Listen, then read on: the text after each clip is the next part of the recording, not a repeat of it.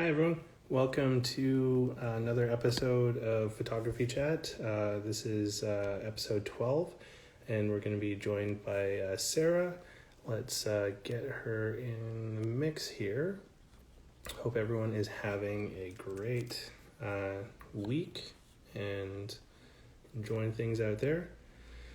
Yeah. Oh, there we go. Okay. So we got Sarah there. Just inviting her in. So, is that, are we working? There we go. Yay. Hi. How's it going? Oh, it's going pretty well. That's awesome. Yeah, what about you? Not bad. I'm in Vancouver at the moment, Oh, because I'm moving here later next month. And you are? I yeah, didn't know that. yeah. So I'm originally from Colombia, and I moved to Toronto for work in 2017. And just with COVID and everything, I've kind of been wanting to get back because I miss my family and stuff. I haven't seen them in a while. So um, Yeah. making the big drive the opposite direction. So we'll see how that goes. But I came out here to take a look at an apartment and get stuff sorted out before actually moving here because Yeah. it's important to have a place to put your stuff. Yeah, I guess so. Damn, you're gonna be further away now. Well, I mean, when things open up again, I can just like fly out to Columbus, right? Yep, Yeah. yeah. Lots of exciting things to do here in Columbus. So. Well, I mean, at least it's not Delaware, right? It's not Delaware. That could be like the official tourism slogan for Columbus. It's like we're not Delaware. That's true. Yeah. I have seen there's actually a bumper sticker. It says Columbus, keep it a secret. Hmm. Yeah, because there's some cool shit that goes on here, but it's like, What, okay, we don't want our, so little secret to get out. what kind of cool shit? Or it's a secret you can't tell us. No, I don't know. I actually moved here. I'm from Dayton, which is just like an hour west of here. Okay. I moved here because like the art scene was kind of good at the time, and I don't know. I don't know. It's just kind of like it's weird. It's a larger city, but it still kind of has like a small town feel Okay. sometimes. So it's like people will still say hi to you on the street, How long have you you been know? in Columbus for? 10 years. Yeah. So, yeah. Oh, Since I graduated college, I moved here. cool. Yeah. What'd you take in college? I did fine art. I did darkroom photography. So you're Yeah. basically living your dream then. Yeah. I mean, unfortunately, oh my gosh, and now people are, You're popular. no, I'm not actually. It's just like, it's about like, they're doing work on our apartment. So that's all Okay. it's actually about. Um, but yeah, I did darkroom photography, darkroom printing. I was extremely stubborn because when I actually went to college, it was kind of when like the shift was going over to digital. It was like 2007 to 2011. I was in college. Um, so a lot of people were shooting digital, and I was like, no, I still want to shoot film and make darkroom prints, and everybody thought it was weird. But you were just a trendsetter.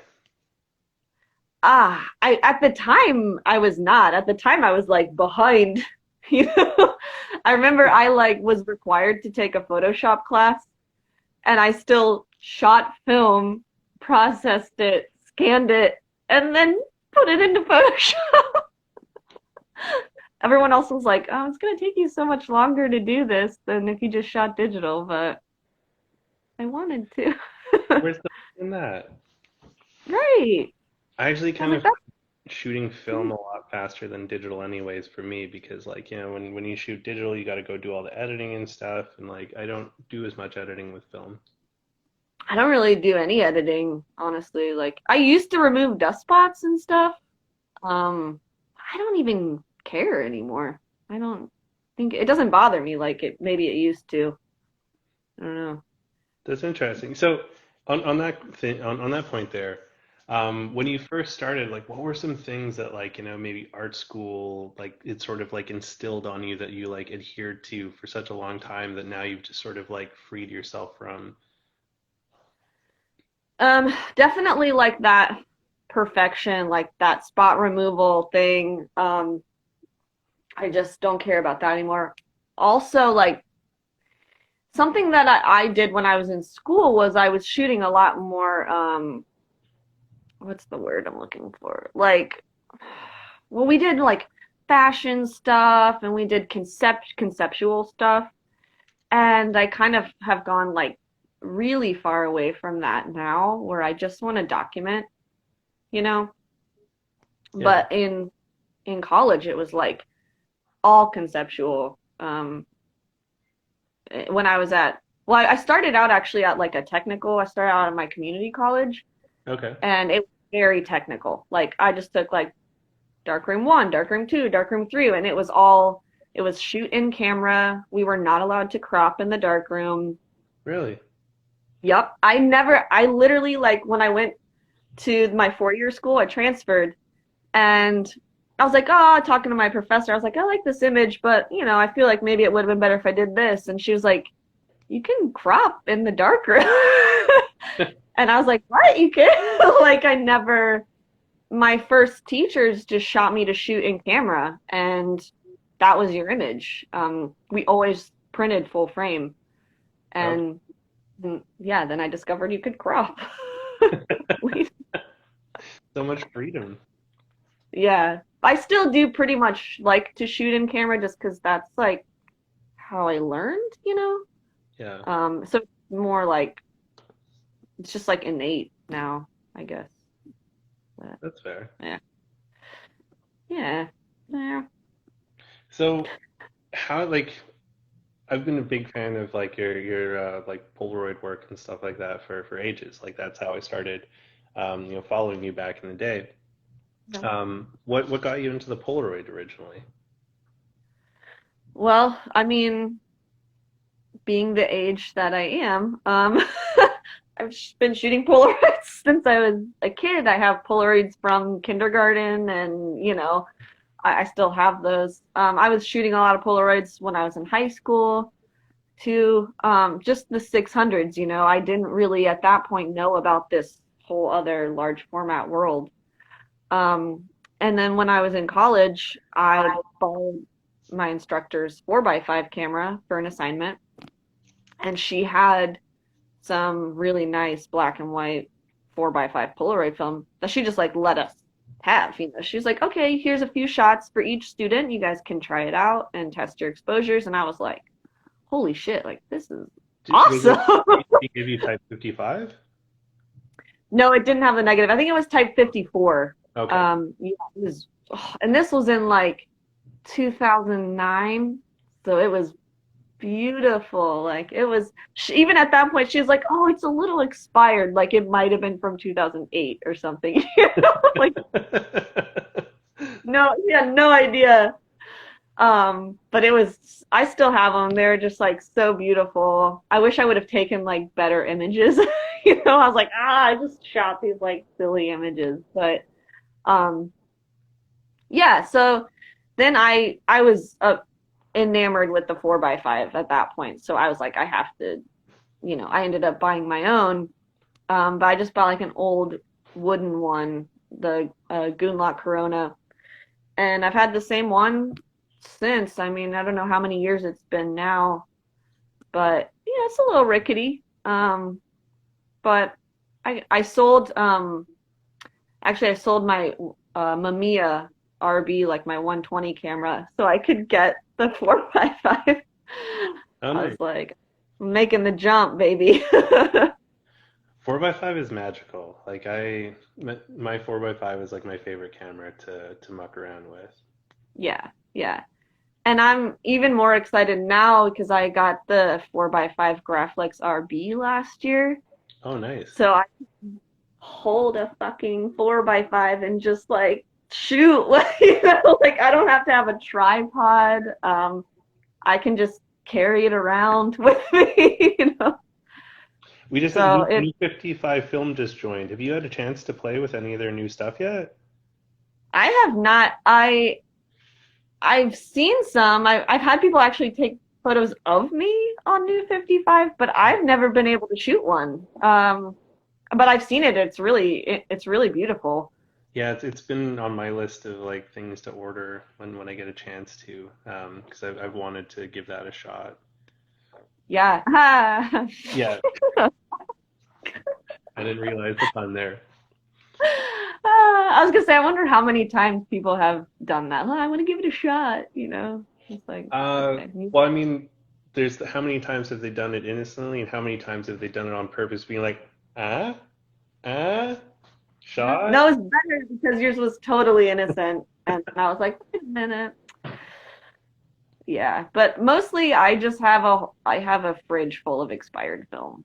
So Me too. I'm slowly working my way. I actually bought a new fridge because I had to move recently and I got roommates. So I was like, okay, they probably don't want me to take up the entire refrigerator with my film stock. So I bought like another like 3.5 cubic square feet fridge and I have it in the basement and it is chock full of film. Nice. Film only. I still have the 8x10 in the large front in the large fridge though, because it doesn't fit in the small fridge. I have like one of those little bar fridges too that's just filled with stuff, and I still have to use my regular fridge.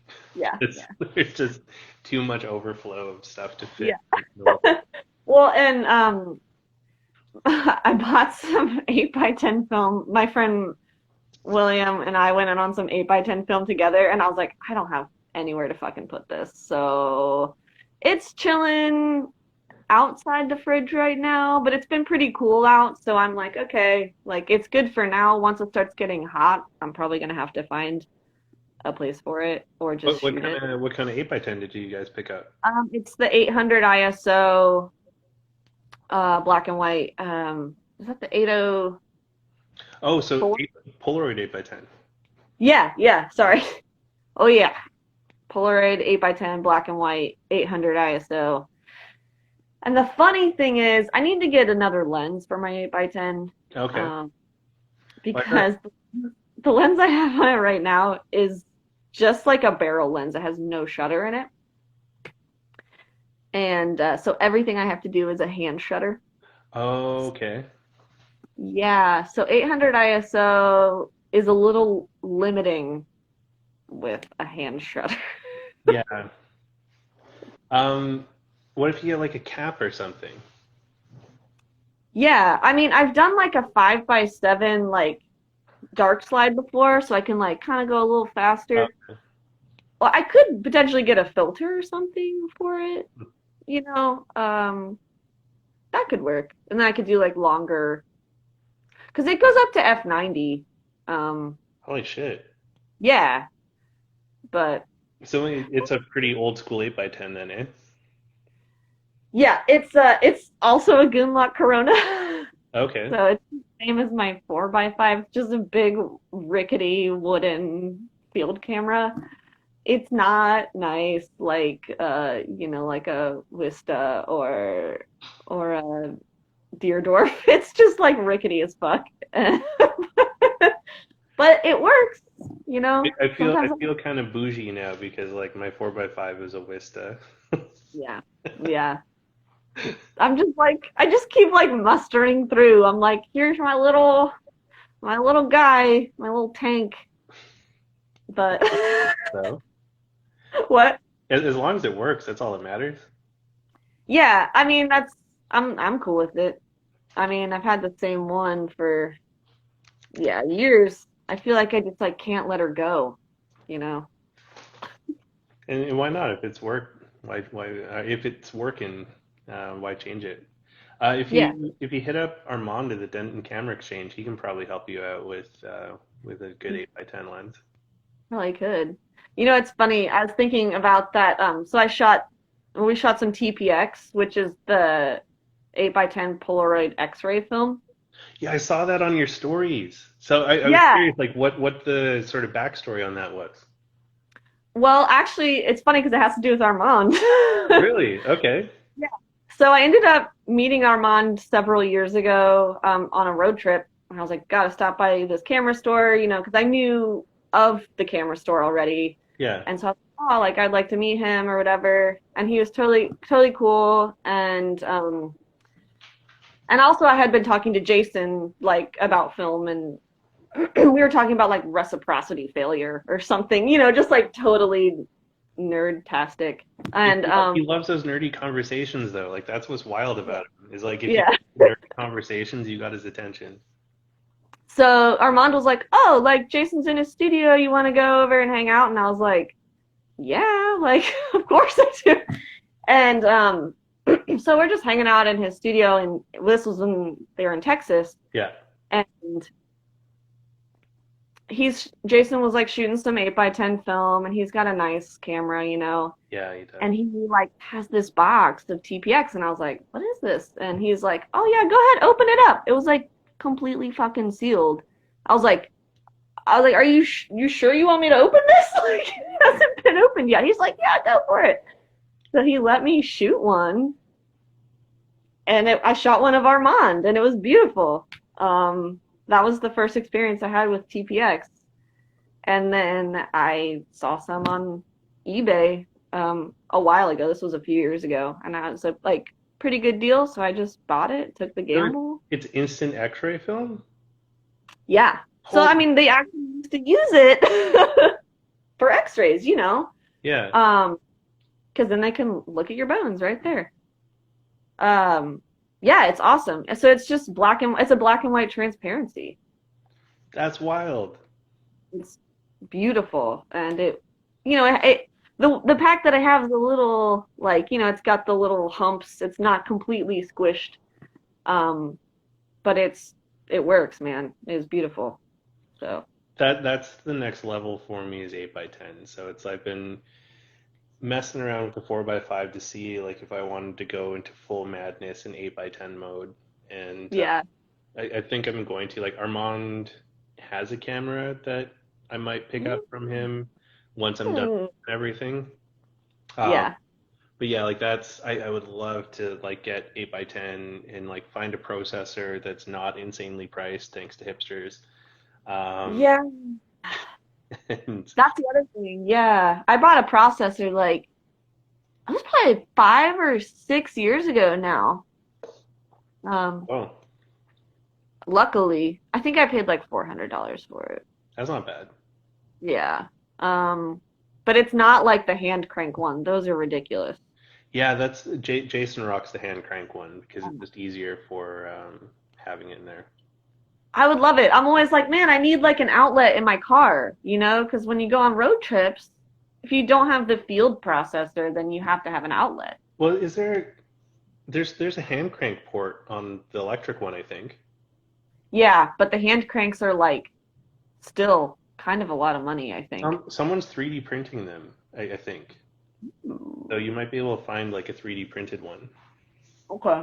We actually have a 3D printer, so maybe Yeah, we so can just you 3D. might be able to just find the design for it and print it because yeah, I've really been wanting to do like the four I like so I am going to be doing a big road trip here in Mhm. 3.5 weeks when I move to Vancouver, and I might take that opportunity to shoot through a bunch of like because I have some like Type 55 and some other 4x5 sheets that have Yeah. been like living in my fridge for 3 years now.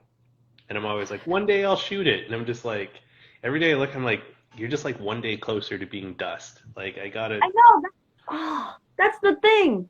It's like you want to keep it because you want to shoot the right thing on it, but then you're like, if I don't shoot it, it's just gonna go bad. yeah. And it's like, and what is the right thing? Like, I don't know.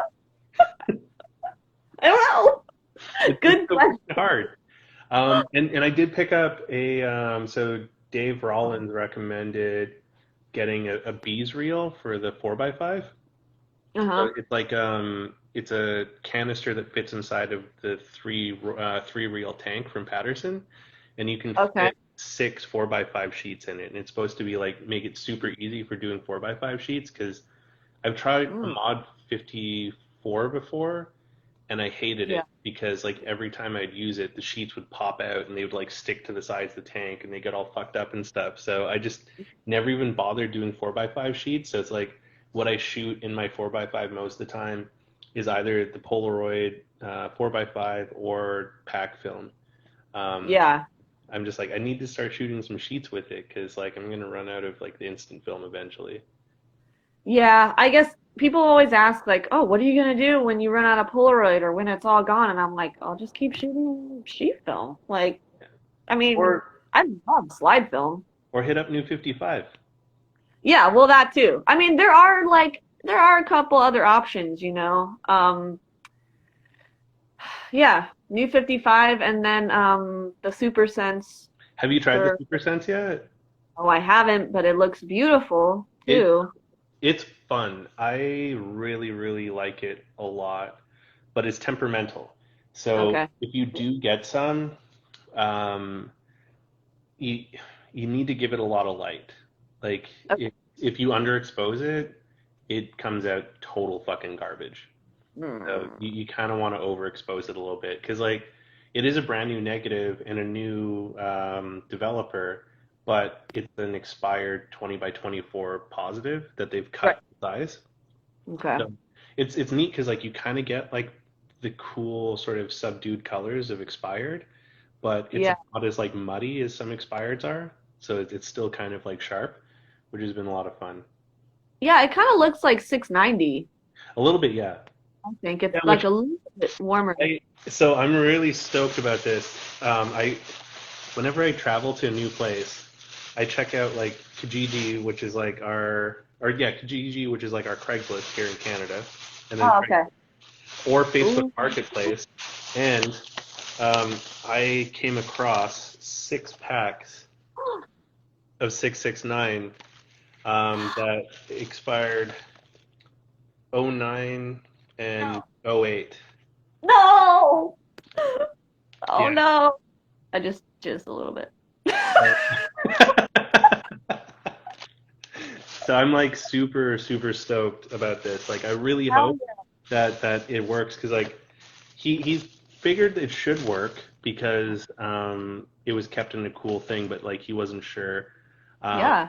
but I got like a wicked deal, and he only wanted $100 for the 6 packs because he's like, I don't know if it's gonna work or not. And I was just like, for $100, I'll take the risk for 6 packs. There's got to be a good pot in there somewhere. Exactly. There's got to be at least one. So like I'm super jazzed about that. And then like right before I left Toronto, I managed to score 3 packs of FP100 from one person, and then another 2 packs from another person. So I've got a little bit of the like pack film kicking around, which is handy because like I've got a book project that I need it for. So um, fingers crossed on that it all works out. Yeah. So books, I have a question. Do you have a place where you get stuff printed or like do you know of a place where you're gonna print a book? Because Yeah, I've been thinking about doing one, but I don't know anything about making it or where to print it. I use and I suggest all the time to other people Blurb. Um, Oh, they're really great. I did my first book in 2018 with them, and I did 90 copies of that one, and oh, was sweet. really happy with how the print went. 60 of them were a trade style, which is like the most economical way to print with Blurb. Okay. Trade style is it's a portrait style book. You can get them in 5x7, 6x9, or 8x10. Okay. And you can do like full color with them. You can have soft cover and you can do hard cover if you want. The Kelly, no. The paper quality is decent and the image quality looks really great as well too. Like I was really happy with it. And then I did 30 landscape style photo books, and the photo books were like twice the price per unit of the trade books. But I Okay. personally like the trade books more because like it's a matte style paper, and I picked matte for the photo books, but it almost came out like a semi-gloss. Okay, I that's wasn't interesting. I wasn't really happy with like how that looked. Surprisingly though, that was the one that sold out first. Everyone wanted the landscape book, which I was like, who's gonna buy it so much more expensive than the other one? Was Um, it large? no, they were both 8 by 10. And like the only reason I ended up doing a landscape version was one of my best friends, Chris Cohen, was helping me do the layout and design for the book. And I told him that I wanted 8 by 10 portrait. That was how the book needed to be laid out. And he Yeah. built like beautiful, beautiful book, but it was landscape. Ah, It's like, dude, no. And he's just like, but it's so pretty. And I'm like, yeah, that's cool, but I need a portrait. So yeah. thanks for doing all this work. And he was so heartbroken. I was like, you know what? I'll split the run a little bit and I'll do some of the portrait and I'll do some of the landscape. But I'm using Blurb again for another book that I'll probably start the pre-order right before I leave Toronto so that ordering can happen while I'm traveling. And then once I get settled in Vancouver, I can start doing the orders and shipping and all that. And I'm using Blurb again for that one and been pretty happy with how that looked. From using them to design and go into production with your projects, there's two ways you can go about it. They have their own software called Bookright, Okay. which works like Windows or Mac. And Bookright will give you like the templates for the different projects. So depending on what style of book you want to do, it'll give you all the layout that you need to fit in to do your project. Uh, Okay. or if you have Adobe InDesign, there's a plugin for InDesign that will do the same thing. And so I used InDesign because I have like the creative suite, and so that's what I'm going to do. That's what I did the layout for the Quarantine Polaroids book. That'll be coming up in the next few weeks. Okay. And then I'm doing a reissue of my 2018 book. Um, that'll also be done on Blurb. And then a follow up to that one that is going to be part of what I shoot when I drive across Canada. So, do people order it like from Blurb, or do you already have them all printed and like that's how many there are? So you can do it either way. So one Okay. thing that oh hey Brian's here. What's up, Brian? Miss that guy. He's like my brother from another mother. Aw. Um, so you can go both ways with that one. So if you don't want to take on the production costs and all that up front, Yeah. you just put your project together and then have it print on demand through Blurb. And so Okay. you just attach your PayPal account to that and you designate how much you want the book to be. And then as people order it, they just put that into your PayPal account. Um, but I kind of like the idea of like making sort of like limited runs of Yeah. the Yeah. book and then like signing them and sending them out kind of things. So it's like a little bit more personalized because like Yeah. the first one I did, I threw prints in for I was people. gonna say you could throw a print in or something. Yeah. Yeah, and so like my thought with that, and we just did this with a book project through the Northern Film Collective, which I helped my friend Becca with. Um, she's doing like a yearly volume of Canadian photographers. And Nice. so we just launched volume one. And when we were trying to figure out like how we should do it, like how many we should print, I was like, well, let's do a pre-order and see how many pre-orders we get, and then use that to gauge what our production run will be. And then That's just yeah, and then just say like, if we got 125 pre-orders, let's do a run of 150 because then we can have a couple extra there if there's like others people want to buy. And then when we're putting them all out, we could do like, one of 150 kind of thing and yeah. Yeah. some That's specialness to it. yeah. That's a good idea to do pre-orders. That makes perfect sense. Cool. It so the Northern Film Collective one was a full book. Paul had a question there about it. Yeah. But we are planning on maybe doing some like smaller zine projects here and there. And I mean, Blurb is great for that too. If you want to do small zines and things like that, like there's tons of like cool options there. Like the trade book would be really great for that because the quality is decent and the price per unit is really really decent. Okay. Cool. So I would highly Okay. recommend checking them out. Yeah. Yeah, I've been wanting to make books. Like, I feel like I have several different kind of ideas for series, and um, I don't know. I just haven't actually like done it yet. But I've been thinking about it for a while, so maybe that'll happen. Well, if you want, I would be happy to help you with that. And Okay, cool. That'd yeah, be awesome. I wouldn't say that I'm an expert in InDesign, but I'm getting like more comfortable with like, book design and things like that. And it's something Yeah, I'm going to spend a lot more time doing. So it'd be cool to like collab on that. I'm down. All right. Because this whole technological thing's not my forte. All right. Well, you send me the pictures. I'll do the layouts. A couple of Zooms later, we'll have a book. Shit. All right. There we go. That's exciting. I'm stoked about this. Hell yeah. Look Because what happens with live chat.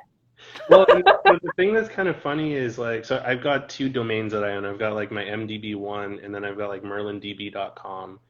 And Yeah. when I put out the first book, my friend and I came up with this like totally stupid name for like a business that we're like, we're gonna be a publishing company and we'll help like other people, publish. And we called it Edgelords because we wanted to make fun of like all the edgelords and stuff out there.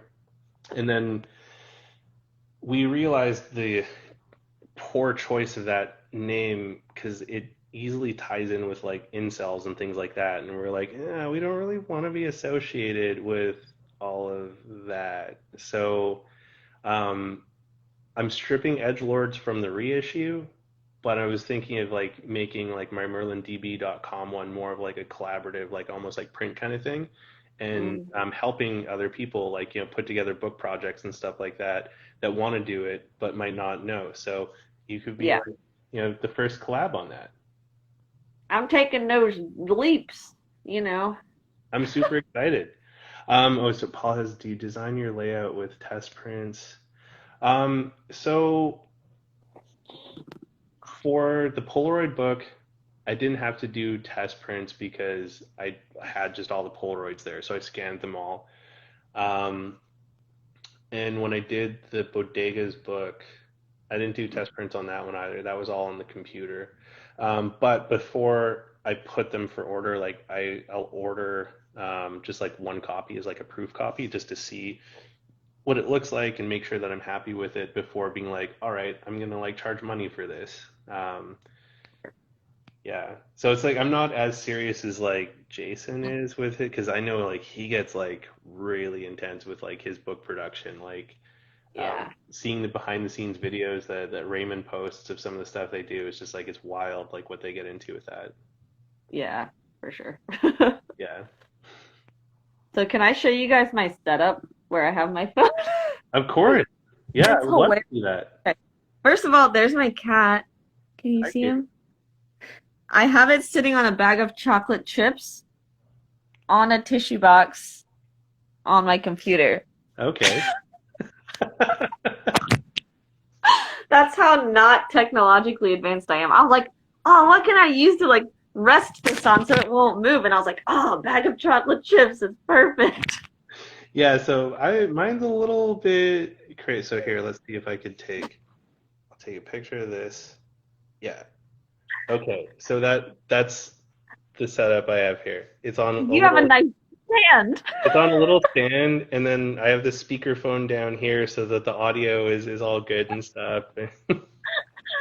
I mean, maybe you should just get a bag of chocolate chips. I don't know. And then I've got this like little Bluetooth keyboard for it so that if Oh, people you ask fancy. stuff, I can type things in the chat.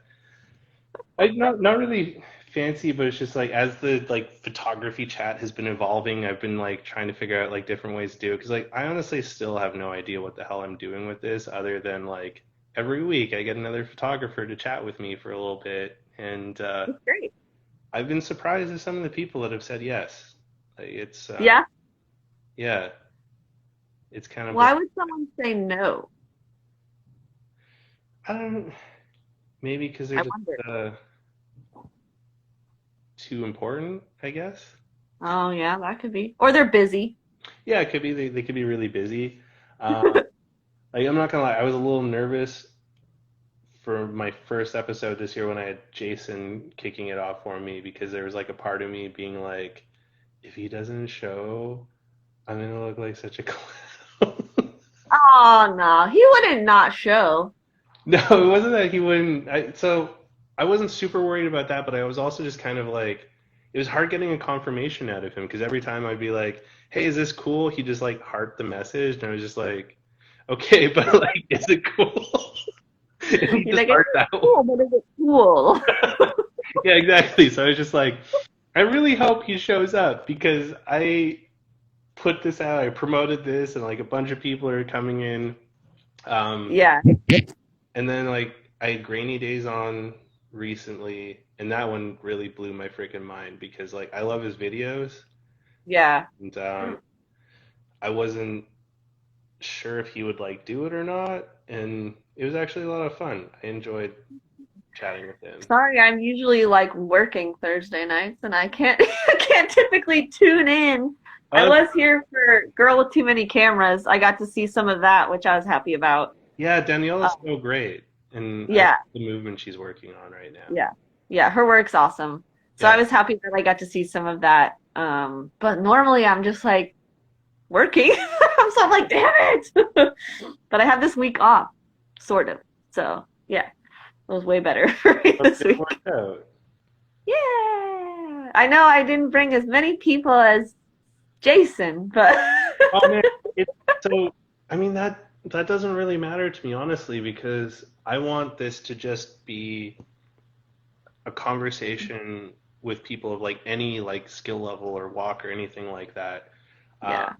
like I had my pal Julianne on a couple episodes ago, and she's like, "Well, why do you even want me on the chat? Like, I'm not a photographer." And I was like, "I know, but you use a camera when you do your stop motion animations, and Oh, yeah.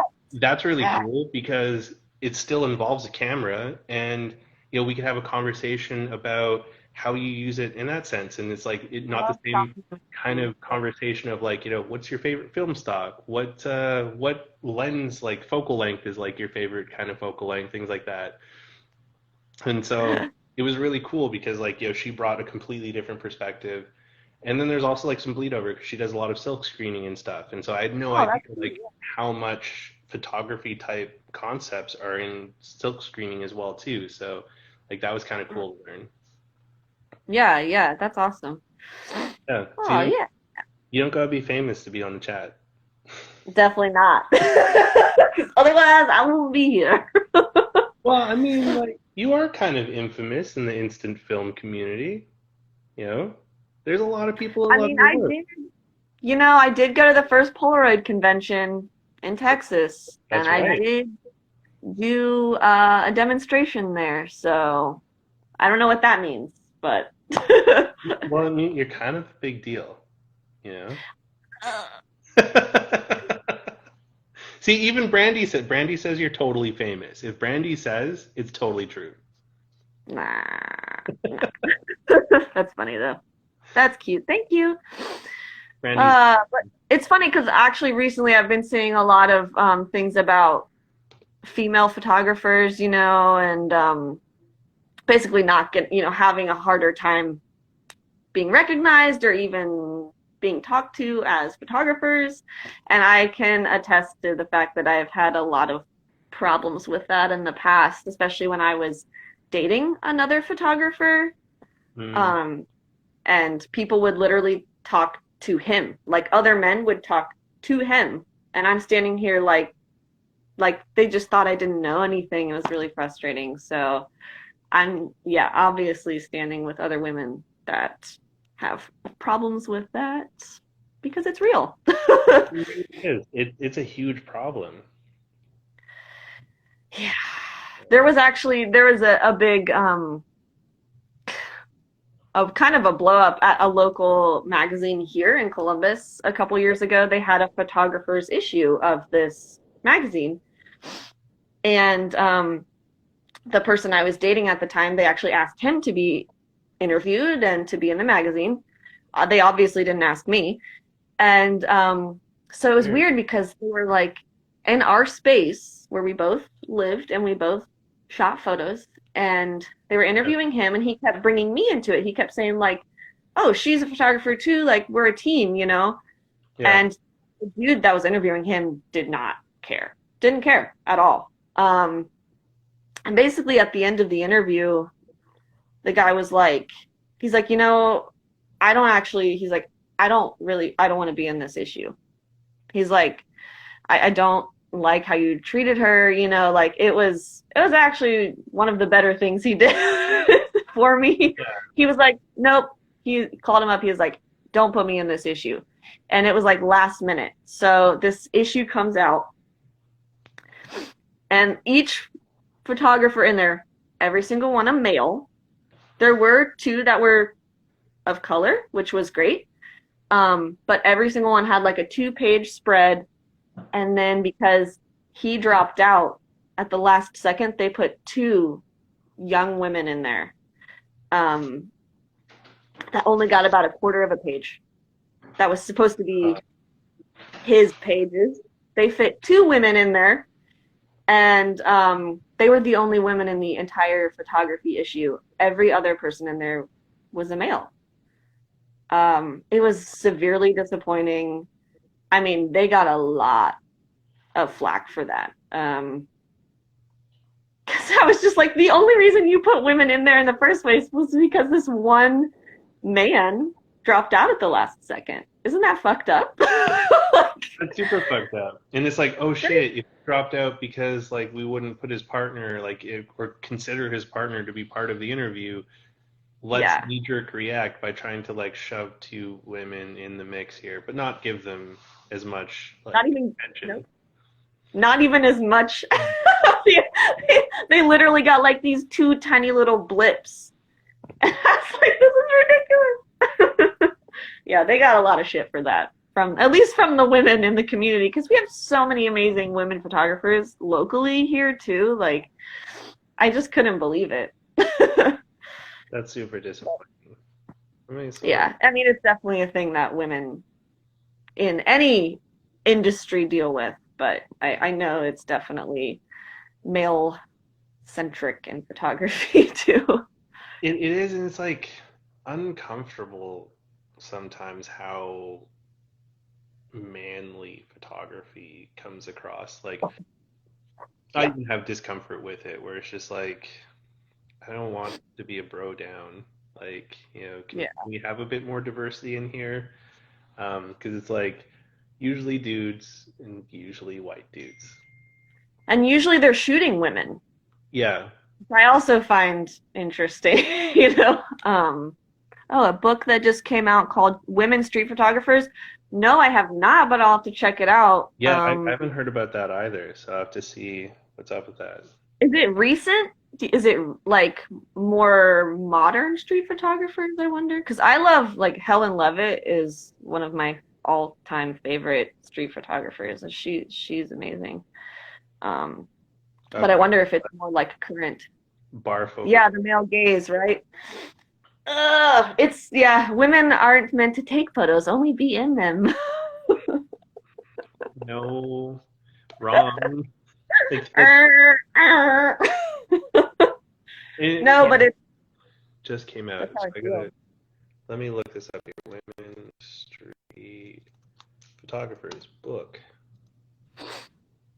Oh, there's a website, womenstreetphotographers.com. Okay. Originally published 2021. Sweet. Okay, women Huh. street photography. Oh, they had an open call to get people to submit, and then they made a book out of it. Very That's cool. awesome. Like Hell women, yeah. so the women I street love it. photographers, be inspired, be empowered. Awesome. Well, thank you for sharing that with us, Paul. Features Thank 100 you. different Yeah, I will pieces. definitely look that up. Very cool. Oh, and Yeah. someone shared the Instagram here at Women Street Photographers, so definitely Yeah. need to check that out. Yeah. Thank you for the men who support us. Yeah, there needs to be more support just in general. Like I mean, Brandy's comment, "barf male gaze," is very true. Like, Yeah. I think that's one of my least favorite things. Like, if you do go scroll in Instagram, is just all of the male gazy photos that are all of the same images by different people that are kind of cringy.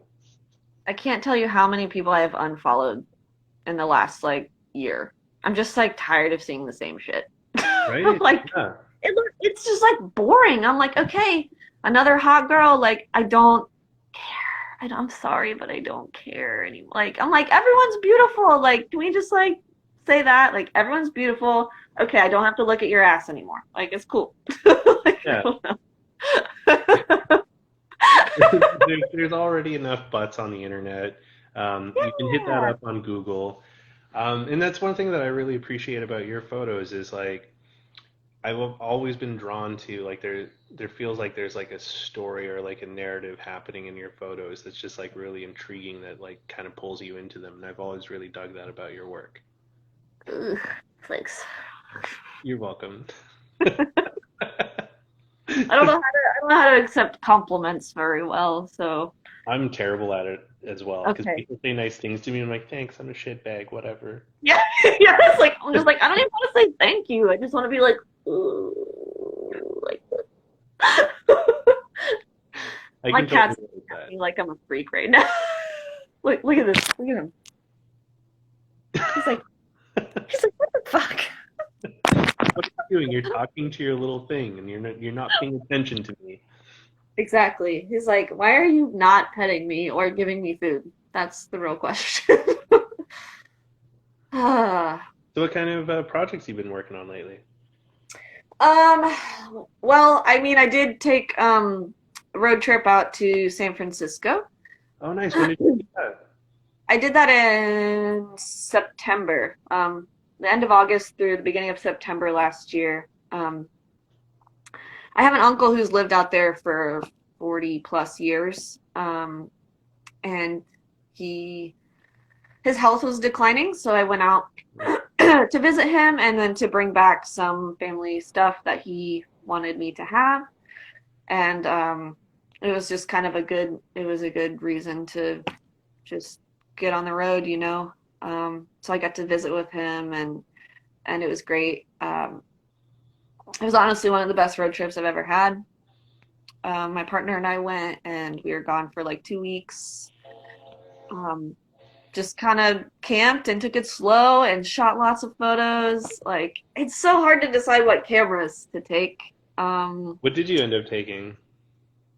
So I took the Graflex RB 4x5, my Goonlock Corona 4x5, the Spartaflex, of course, my little 1940s 120 camera, the Sparty. Do you have a Spartaflex? What is that what I you have? don't. Oh. I thought I was I was like, are you gonna grab a Spartaflex right now? Nah. And then just like a point and shoot and also like a 35 millimeter SLR. So only like 6 cameras. That's a good amount. You know, it's funny because I had the 8x10 all packed up and I had like the processor and the film and everything, and I freaked out at the last second. I was like, I can't do this. Like, I was like, I have too many cameras. I can't like do 4x5 and 4x5 and 120 and 35 and 8x10. I just felt like overwhelmed, you know? So I took the 8x10 out at the last second. Because I was like, if I'm going to shoot 8x10, I kind of want to like focus on that more, you Yeah. know, than um, I'm just so much more comfortable with 4x5. It's just like, la la la la la, you know, it's at this point, I'm just like, I can shoot a 4x5 in like 30 seconds if I need to, or less, probably. Like, you know, it's just like, and 8x10 is just so different. Um, especially with that lens where I have no shutter. Yeah. And yeah, bringing the processor and making sure the Polaroid film doesn't get overheated or too cold. I just didn't want to fuck up the 8x10 Polaroid film Yeah, and 'cause you can't really do the armpit trick with 8x10. no, not that That's easy. that's not gonna Um, quite work. so I just stuck with 4x5, 120, and 35, um, and shot some 8x10. Like I'll just shoot it around here and stuff, or Yeah. just take the 8x10 and just focus on that. Yeah, yeah. So we got a lot of film. That's great. Huh? It it's always fun like taking cameras on road trips and shooting out there. Like even on this trip, like I've only been in Vancouver. Like it was a 9 day trip out here to Vancouver, and I wanted to do it all with carry on. So it's like I needed to fit 9 days of clothes, and then like my computers because like I'm still working, and so it's like I have my personal one and my work one because I don't like mixing the two. Um, Okay. Yeah. and so I was trying to like be like, what cameras do I want to take? It's like, should I bring a Polaroid? But I'm like, I don't really want to try and stuff one of my pop-up Polaroids in the bag and have it get like janky. So I ended up bringing a Lomo Square instead because I'm like, if I break the Lomo, I won't be so heartbroken about it. Yeah. And then I brought my F5 and then a Rolly rangefinder and Mm-hmm. um, a Lomo reusable camera, which is such a cheap piece of plastic, but is like one of my all-time favorite cameras right now because it just takes such cool pictures. That's awesome. Yeah. If you've never played with one before, you should check one out and just mess Okay. around with it. Like I think they're like $30 or something. Oh yeah, that's not bad. Okay. Not bad at all. They're really only good for daylight. Sure. They do have a flash on them, but the flash isn't super duper powerful. Um, it's still decent, and it has like these built-in gels. So if you're shooting color film, you can mix and match the gels to get some like cool effects with the color. Um, Yeah. but yeah, I put like I think like 14 rolls through that disposable camera so far, and it's like every time it's been super surprising about it. Oh, is it Gavin said something about but what if you're out and see something that would look great on half frame or 20 by 24? Yeah. True. Oh man, Ah. so someone offered me a 20 by 24 Deerdorf, and I really had to fight to say no. Wait, they offered it? Like, To buy at a okay. I was like, what would you say no? Okay. but at a very very reasonable uh Yeah. like it was just like I was like I need to say no, but I don't want to because it's Yeah. such a beautiful camera because it was a custom made 20 by 24 that had an 8 by 10 Deerdorf front standard and then Okay. custom bellows that went from the 8 by 10 front to 20 by 24 and then a custom Mhm. 20 by 24 rear standard. It was on a Century stand that had like the big wheels on it for like moving it up and down and all that stuff. And it was outfitted to do tintype, Yeah. but also had like a couple of like 20 by 24 holders if you got custom stuff done by, I guess Ilford would be the only ones doing that right now. Uh, Yeah. but it's Damn. like, I had to say no, but I didn't want to because, like, man, it's just so beautiful. And it had like the same thing as yours, where it didn't have a shutter, so you had to like put a cap or something over Yep. to stop the exposure. Yeah, that would be hard to say no to. Yeah, But it would have basically dominated my apartment. yeah, sure. I don't think I have a place for that. Yeah, you need like a dedicated studio for something like that. Yeah, yeah, for sure. Well, So do you have some studio space in Columbus that you usually work out of, or? um, actually, in the place we just moved into, we have a third floor. Oh, Um, cool. so I mean, kind of studio up there. It's weird because I kind of do a lot of different things. I don't just do film, Okay. photography. I also do like antique and like vintage clothing, and I also do figure modeling, and I do sewing, and so it's like and painting. Like sometimes I'm like I'm trying to do too much, but so my studio is more for like sewing and painting and stuff like that. And I mean I do scan and stuff up there, but I don't have a place to process right now, which is like breaking my heart. and I really, really want to do some darkroom printing, like so bad. Yeah, I would love to print right now, and I don't have a place to do it at the moment. Is it So there's no like places where you could share like space or like rent space? not, I mean, there's one place where you can rent the dark room, but I don't even think they have 4x5, like an enlarger that does 4x5. It might only be 35 millimeter or 120, and I'm like, I at least want to do 120, if not 4x5. Like, yeah, I used to have a place to do all this, but it's a long story why I don't anymore. Yeah, I think I know parts of that. Yep. Yeah. Um, but it's fine. I'll do it again at some point. Yeah. So I don't really have a studio for processing and printing at the moment, which is sad, but mostly just shooting right now. Nothing wrong with that. You always need material to put stuff together. I mean, Yeah. we got some books to make. Yeah. It's funny because actually, like, I don't really do projects on purpose, but slowly, like over the years, I've been documenting kind of the gentrification of Columbus. Oh, Yeah, I've been documenting buildings that are like no longer standing, because there are condos there now. And the place we moved into has this green space right outside my window. And I was like, oh, we moved in, and I was like, man, it's so nice to like have some green space. I can hear the birds, there's trees. Literally the day after I said that, we hear a chainsaw outside. And I was like, oh, fuck no! Like, there's a guy out there cutting down all the trees. We went out and talked to him. He's like, oh, yeah, somebody hired me to do this. They're going to be building two houses right here. And I was like, of course they are. Yeah. So I've been documenting like the field outside my window, like the progression of like the trees and they're gone and this guy chopping them down. And then I'm gonna hopefully document the whole house going up and the construction and everything too, just like from my window. It's kind of a weird, like voyeuristic type of thing. I But kind of dig that though. yeah. You I could, don't know if it'll amount to anything good, but you never know. yeah. You could make it like a zine or a book or something and call it "There Goes the Neighborhood."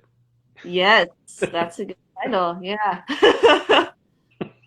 So that's something I've just kind of been working on, like slowly, as it happens.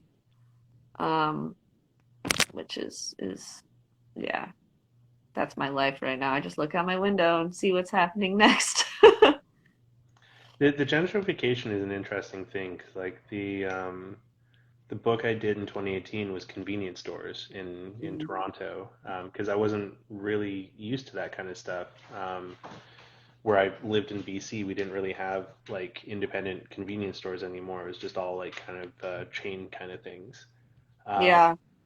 and for the reissue, I thought I should go check because it was 22 different places that I shot. I was like, I should go Mm, see how many of them are still there.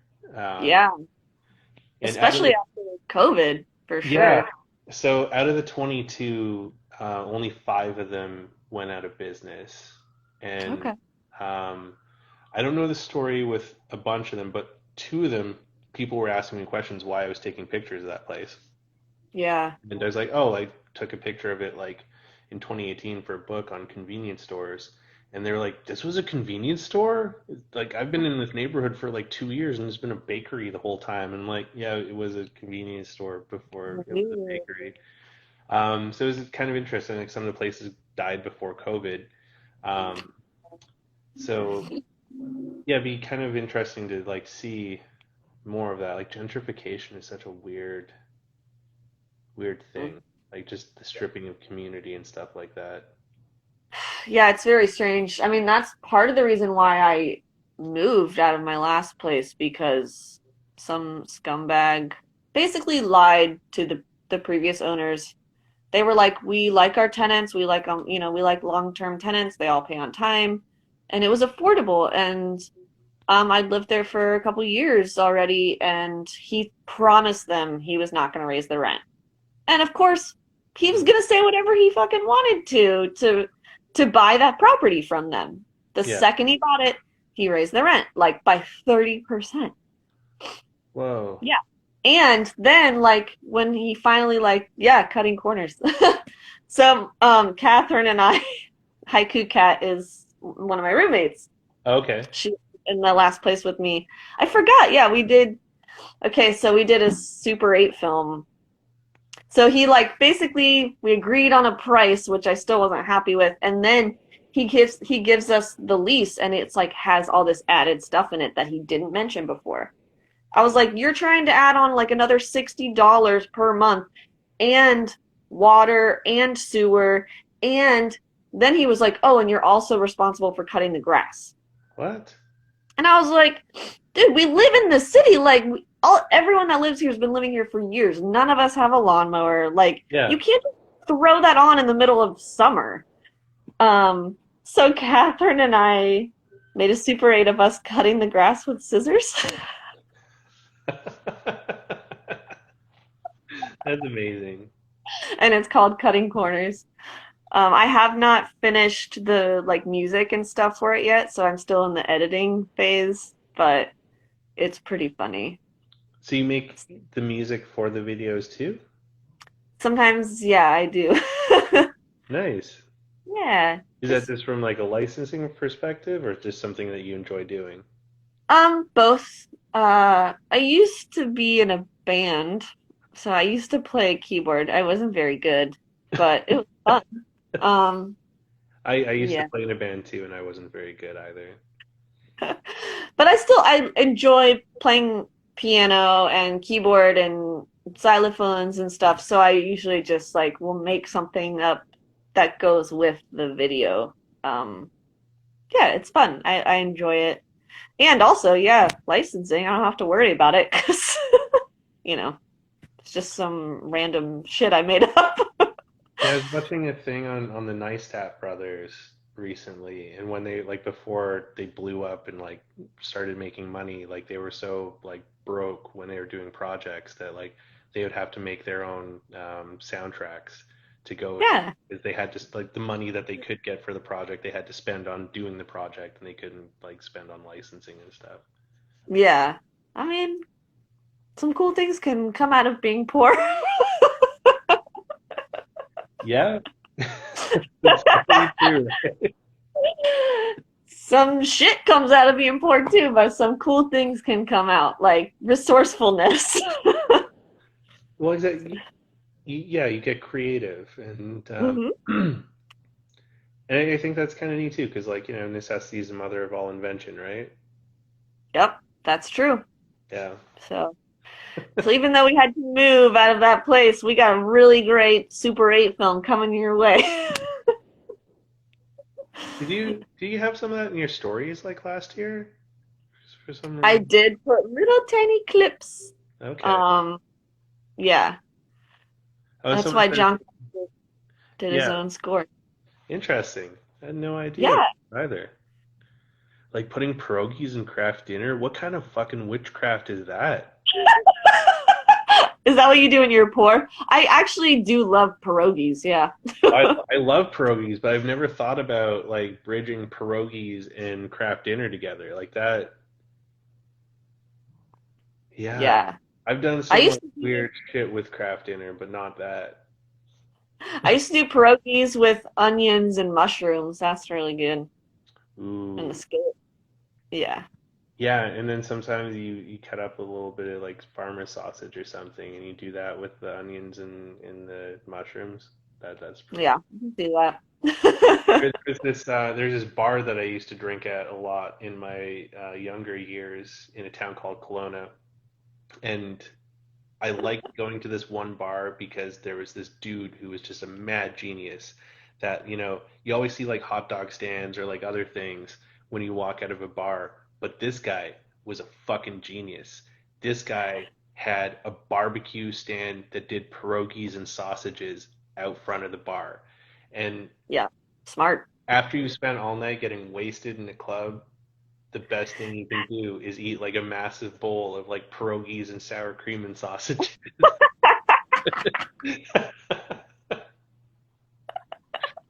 Now I just kind of want pierogies. Me too. Like, we don't have any. Oh well. I did just eat some good avocado toast that I made before this, so I saw the delicious. weirdest thing. Apparently, like avocado lattes are like a thing now where like you take an avocado and you like kind of core it out enough that you can put a latte inside of it. And I was just kind of like, In hipsters have gone too far. inside of it? Yeah, so like when you take the pit out, they like open it up a Yeah. little bit more and pour the coffee inside of the avocado, and then you like drink Um, it out of the avocado and then eat it. why? I don't know. It makes no People are really getting bored. Yeah, Avocado latte. Like they're just using it as a cup. Like a it, Red Bull. yeah, but But like a squishy, weird, like I don't know. It just seems wrong. I think everyone else is like, yeah, that's weird.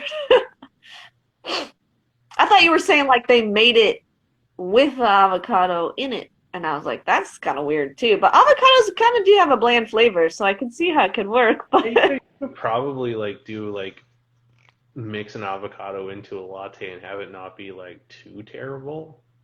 yeah, I Yeah. don't know if it's necessary.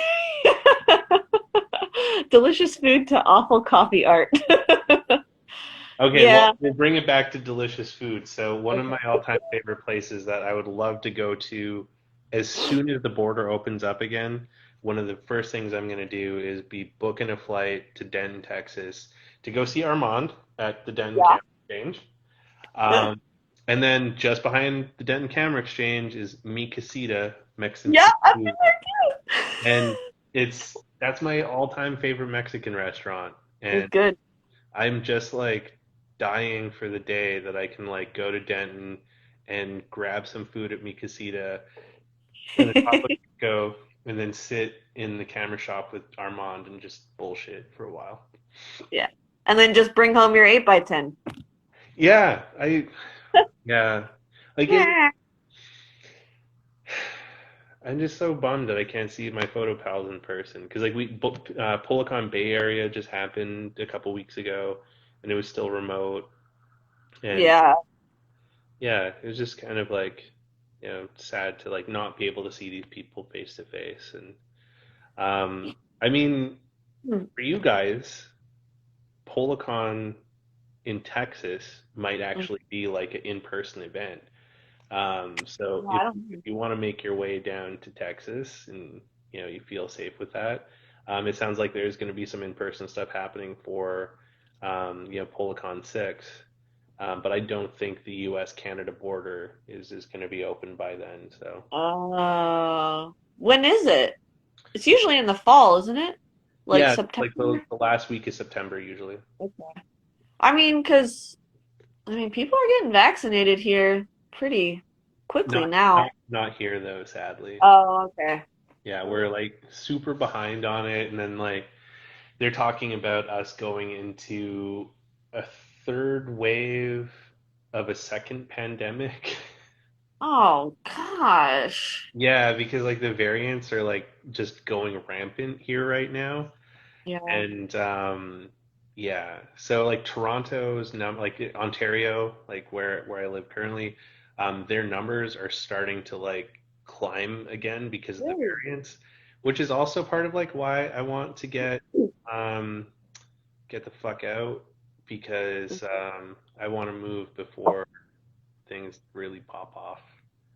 Because it's not that crazy here in BC, but I mean, until we can ramp up vaccinations, it's going to be kind of like shit here for a while. But it's great though that, vaccinations are actually happening in the US because y'all's government handled the pandemic so well initially. Um,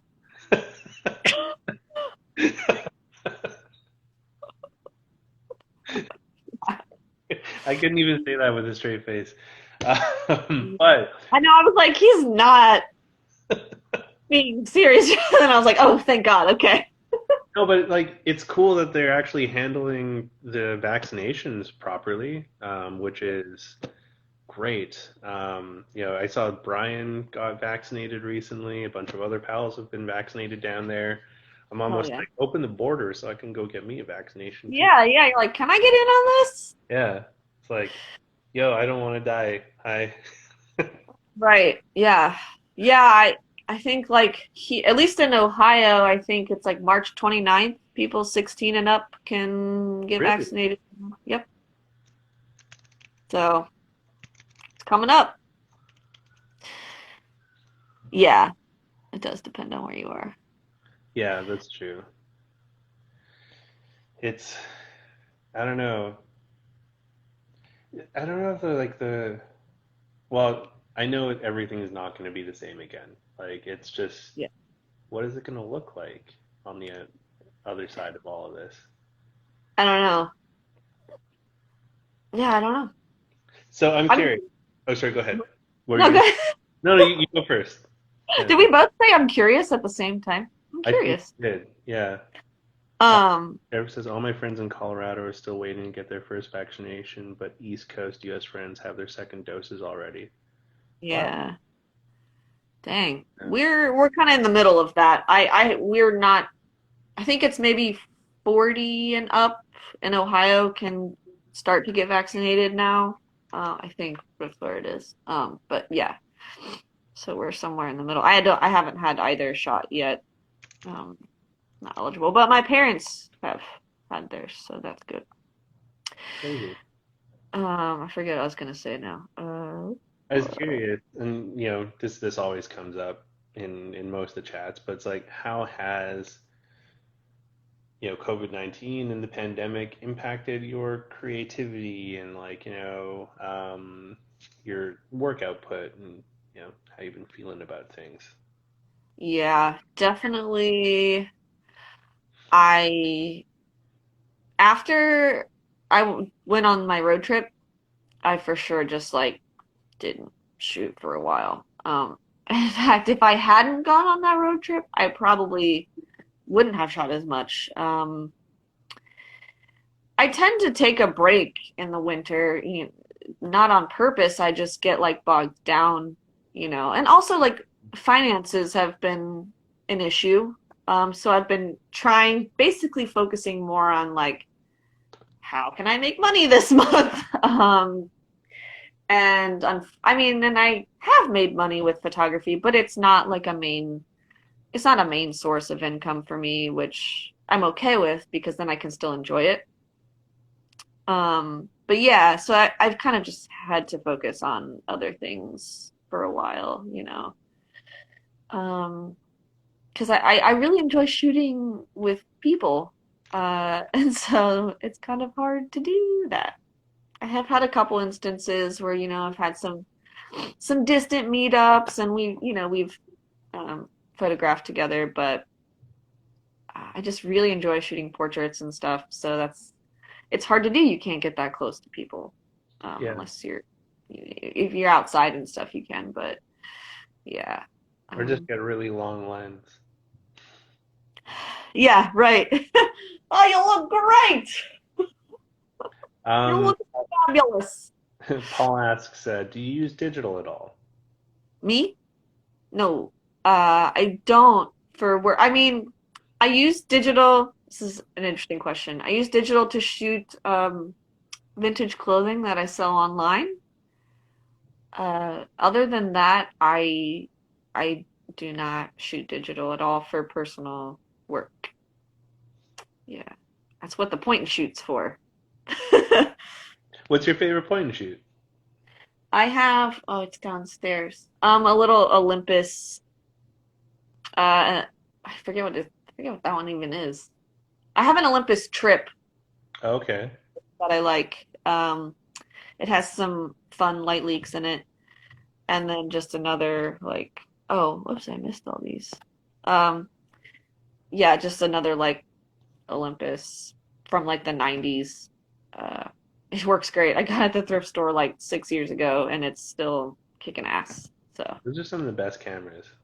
yeah, yeah, they're really well made. It's not an XA2. I can't remember what it's. Oh, it's the Olympus Infinity. That's what it is. Okay. Yeah, it's a good one. It's treated me well. I picked up one of the weatherproof Olympuses at a thrift store a few years ago, and that's been one of my favorite point and shoots. Hell Mm. yeah. But it's getting hard Yeah, to find stuff at thrift stores. I don't know if you've noticed that. yeah. I think people have definitely like caught on to it or whatever. Yeah, I don't really find like like working cameras at thrift stores anymore, honestly. It's like if I see one there, it's like, oh, okay, like it's broken or the battery is all corroded or it's just like it's usually just like garbage, which sucks. But I'm like, Yeah. well, at least I have been going to thrift stores for a long time and I'm pretty set on the cameras that I have, you know? I'm not like necessarily like people will like send me, oh, these cameras are for sale, and I'm like, that's great. Like, I don't need any. I like They the like stuff sound I shoot good. with. Yeah. Yeah, I'm pretty set. Like maybe I would upgrade my 8x10 at some point, but What kind of 8x10 would you want to get? I mean, I'd love to have a deer dwarf. Oh man, me too. I don't think it'll ever happen. No, They're I mean yeah. mine's fine. Even just like a a Corona that's in better shape. Mine's a little rough. I'd love to have, yeah, one where I didn't have to put paper in under the like hinges. Why Because does it's like it's going like this, and I have to put paper in, so it's like straight. it just adds character to it though, right? Yeah, it's fine. It's fine.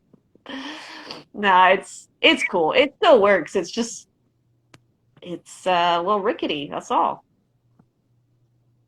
Hello. Yeah, I've got a friend in London, Ontario, or not London, Hamilton, that he shoots a 5x7 from like the early 1800s. Nice. Hell, shit. He picked it up in Berlin, and it was made by this dude that was part of like a ballet troupe that like when he wasn't dancing, he made cameras. And That's sweet. it's super also like it doesn't have a shutter like yours, so he just like slides a cap over the lens, and then for focusing and stuff, he has to move it, and then he has these like huge clamps. They almost look like the things from car batteries, like when you're doing Yeah, for cables. He uses those to clamp it in place once he's like focused where he wants it to be. Like I love it. it's quite the ordeal, but it takes beautiful photos. Dude, I mean, that's kind of what I like about the cameras I shoot with, because it's like I'm always like, ah, you don't have to have like the nicest shit to make good photos. It, No, it doesn't matter. You like the cheapest cameras, like one of my favorite cameras is that Spartaflex. It's from like 1940. The first one I ever bought was $7. And bye. And I just love it. Um, yeah, so you don't have to spend thousands of dollars. Like, man, I've known people that were like just starting to shoot film, like just starting to shoot 35 millimeter, and they drop like $1,000 on why? like a nice Leica or whatever. Like, I'm just like, you don't need that. Just start with like a Minolta. Exactly. Or like a Canon AE1 or like some Yeah, like Nikon or something. Like, there's so many cheaper options. that Well, they still work. looks beautiful. Like, yeah, it's funny, but I guess if you have the money, then if you want to do that, then that's cool. Why not, right? Yeah, well, I'd rather buy more film, buy a cheaper camera, and buy more film.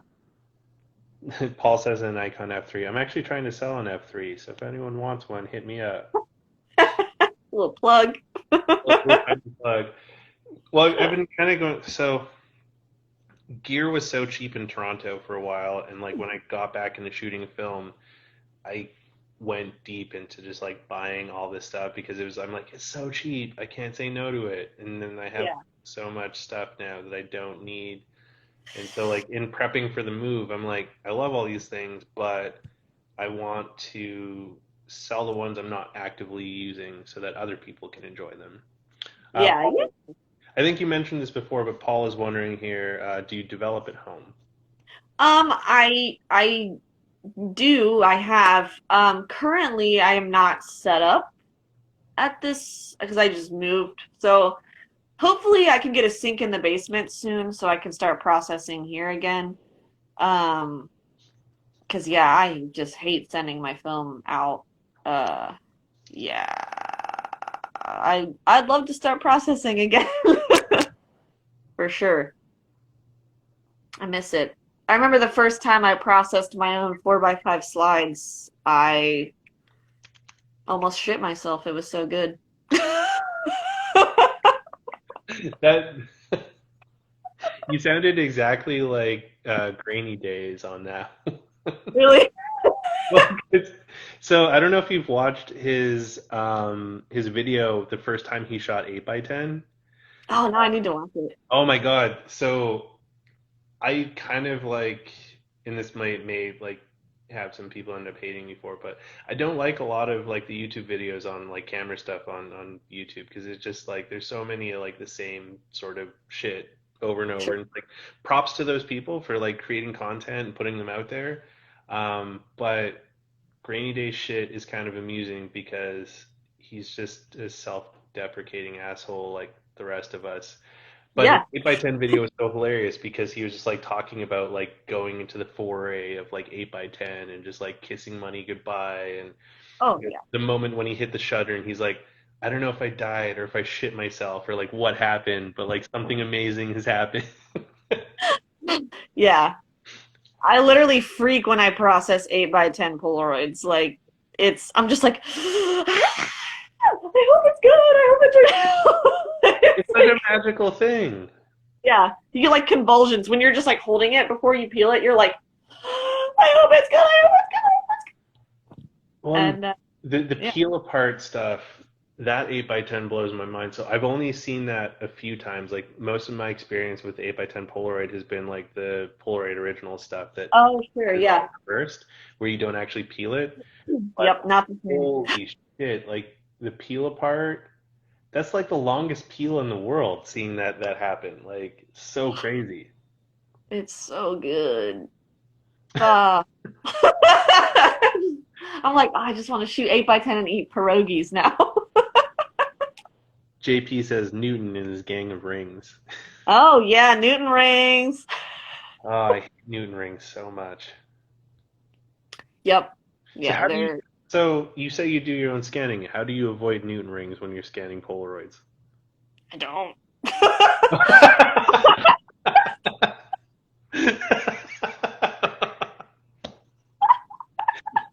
See, I suddenly don't feel so bad now because I don't anymore either. I kind of like gave up trying to get, and I'm like, whatever. It's a fucking Yeah. Newton ring. You can tell I scanned it. It's still Yeah. a, What do you? Do people think you didn't scan it? yeah. No, it just appeared. It just turned into zeros and ones somehow. I don't know how. Or you, Yeah. well, I hate the Polaroid film filter that is like so popular where people just like take their digital pictures and make it a Polaroid and I'm like, it's not, that's not real. Stop. I know. You're preaching to the choir, buddy. I hear you 100%. But, they just want to be as cool as we are. They Well, I mean, wish they wish Polaroid they were. Polaroid is an expensive game. It Like is, yeah. the It was not always this expensive. see, that's what I hear, but I was late to the game. Like I started shooting film again in 2017. Okay, yeah. Um, yeah, shit wasn't cheap. And then I Maybe. really like. I got into Polaroid because of Jason. I Ah, saw an interview that Jason did where he was talking about like the honesty of Polaroid images and just sort of like the magic about them. And it was yeah. about his 8 by 10 work. And I was like, holy fuck, I want to shoot 8 by 10. And then I looked at how much 8 by 10 Polaroid costs. And I was like, this is why Jason shoots 8 by 10 because he can afford it. Oh, Like, I remember. Yeah. I mean, he definitely made it really hard to buy film after like people. I mean, he made a lot of people want to shoot Polaroid film. But prior to like when he was still like Chet Bernard, even on Instagram, um, I mean, people were shooting it, but it wasn't expensive. Like I remember there was a local camera shop who was selling the 3000B for 8.95 a pack oh my because it was expired. And the Fuji and the color, the 100 was $12 a pack because it was expired. And I was like, God. if I would have known, I would have bought every single pack. Like Yeah. I mean, I did buy a lot. I bought a lot of them, but I didn't buy every single one, you know. Well, and now like our favorite three-lettered camera company really loves jacking up the prices of all of that shit whenever they find little troves of it. So that's cool. Yeah. I Like, probably just like won't buy anymore. Like, I don't know. I can't afford it. So I just don't, I just like have what I have. yeah, I might get some new 55 at some point, or try the Super Sense. Um, but then I'll probably just shoot sheet film. So after it's gone, I don't know, unless I find I mean, I'll still look for deals. well, But yeah. So like those 5 packs I bought recently, those were like wicked that's a good deal. deals because like I can't justify the 120 or whatever that they're selling the FP1. Like it just that Fuck no. like the last brand new pack I bought where before I was like, this is too much, was like I paid $60 for a pack of FP100C, and I felt kind of cheated at that because I was like, this is way too much. Yeah, that's a lot, dude. Yeah. That's like honestly, $100 or whatever, what they're going for now, that's like almost what I pay for 8 by 10. Like, Yeah, it's getting into that territory. Like 8 by 10 has actually gone down quite a bit, probably because not as many people shoot it, or it's just like it's just very risky to spend like okay, $300 on, a pack of 15 or whatever. Like it's risky. Um, how but often have you been burned when you've been buying 8 by 10? honestly, I've been pretty lucky. And one time it was so weird. One time I did buy like two boxes, I think it was 809, and it ended up, and the person literally said in the listing, guaranteed to work. So I was like, okay, cool. It was totally shot. It was Uh, dry, like there was just dry chemistry coming out the sides. Like I was like, dude, this isn't gonna work. And he was like, oh, I'm sorry, I'll just refund you and just keep it. And I was like, all right, sweet. Like that's unusual that someone will do that. Most times people are smart about it now and they're like, I'm not responsible if this doesn't work, it's yeah, expired, all that. But the best thing to do is to buy something directly from a photographer if you can do that. Like if they're like, "Hey, I was the one that bought this in the early 2000s and it's been stored," then that's like the closest thing you can get to a guarantee because they probably took care of it. yeah. If you can get there before Brooklyn Film Camera does. Right, yeah. I actually, yeah, I did a lot of where I got some of my 809 was directly like it wasn't on eBay or anything. It was like directly from a photographer in like Tennessee or Kentucky, and he like invited me to his studio and like he's like, "Oh yeah, I have a fridge full of film." Like he had like 4 boxes of 8 by 10. And he's like, "Yeah, you can have all of it." Like I paid, he sold it to me.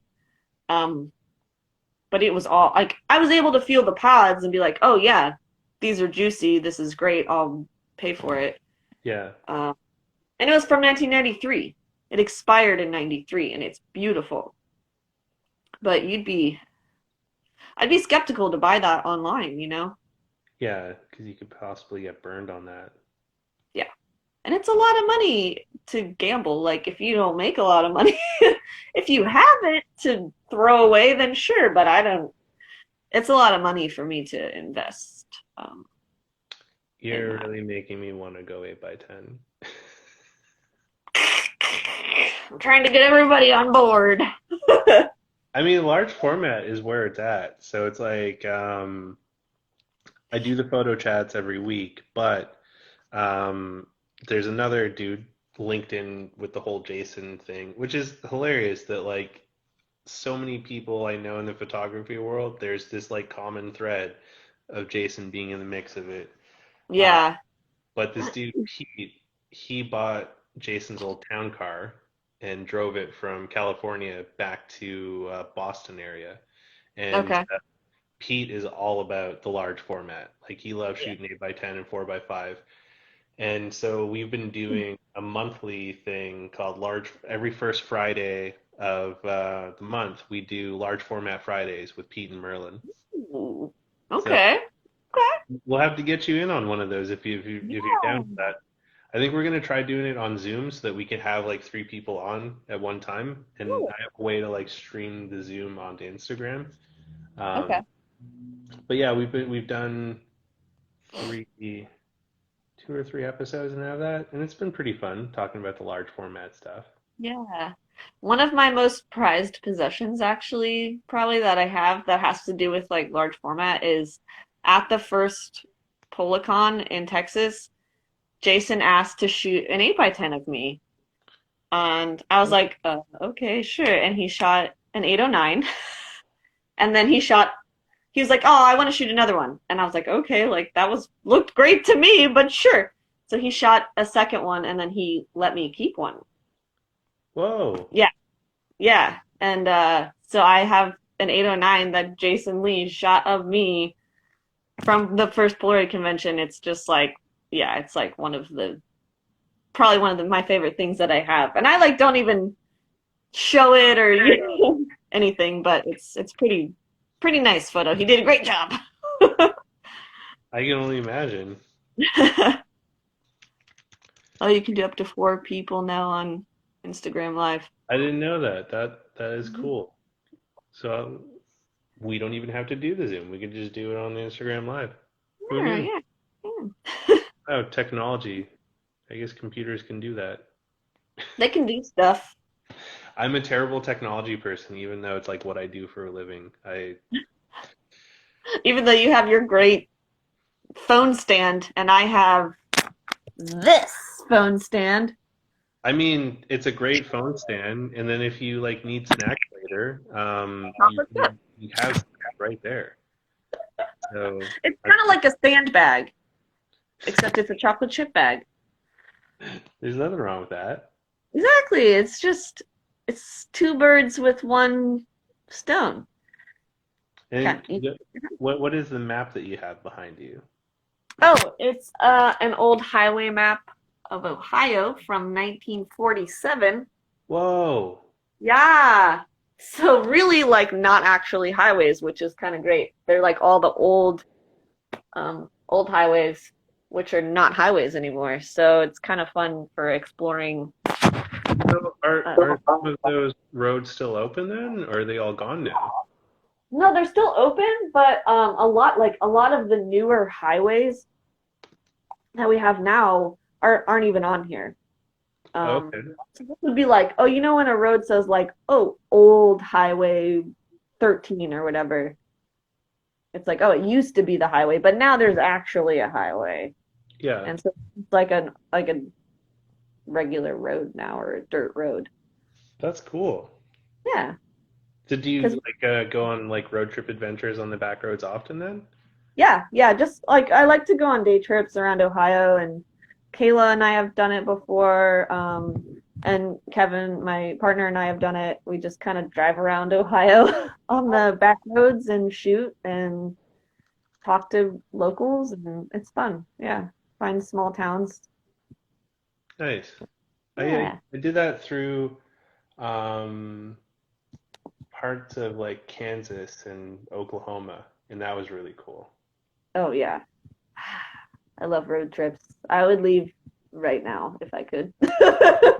I love road trips too. Like it's just so cool. Like, the people you meet when you're on the road and like the pictures you can take while you're out there. Like yeah. When I meet people that don't really like the idea of traveling, it kind of blows my mind a little bit because I'm like, you should really try it. You should go up there and see. Just like gets you out of your small little bubble, and it's um yeah, it's just like calming, it's eye-opening. It kind of makes me feel small in a good way, where you're like, oh, like it's okay, like everyone's just doing their thing and we're all just humans, like we all just need to relax. Well, yeah, exactly. And we all just need to relax, and we are all humans. Like Yeah, and it does make you feel kind of small when you're out there and you just see like how big the world actually is. it's great. Yeah, it's great. Like it's humbling in a really good way. Yeah, I'll just have to come road trip to Vancouver, meet you over there at some point. Absolutely. And like, I mean, I definitely am going to be making my way to Ohio. Like that's there's a lot of different spots that I want to hit. But yeah, for sure.